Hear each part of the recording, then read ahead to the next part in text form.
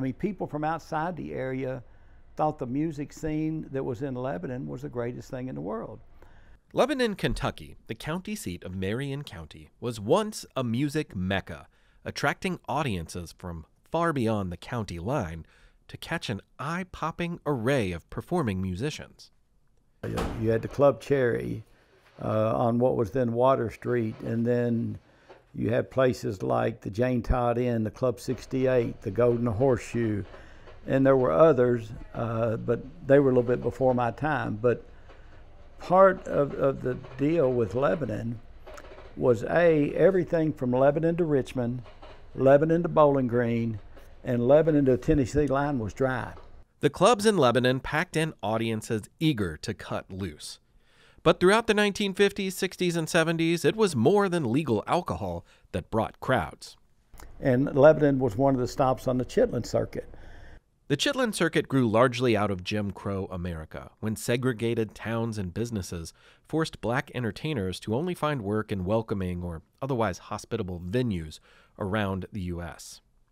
This network of clubs throughout the East and South became known as the Chitlin Circuit, and they hosted a veritable who's who list of American pop, rock, soul, and blues music.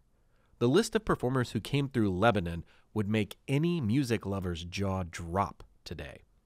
There were people like Jimi Hendrix, Count Basie, I think it was Little Richard, Ike and Tina Turner, and they played here several times. They didn't play at the Club Cherry, but played at the Club 68. There were times that Ike and Tina would be touring, and someone would cancel one of their engagements, and they would call Lebanon and to my uncle to appear at the Club 68, because at the time, mid to late 60s, you could get over 1,000 people in there. Now, it was body to body, but they would want to come here because obviously it'd be a pretty good payday for them during that time. And there were times they would even stay at my uncle's house and when they would come to town.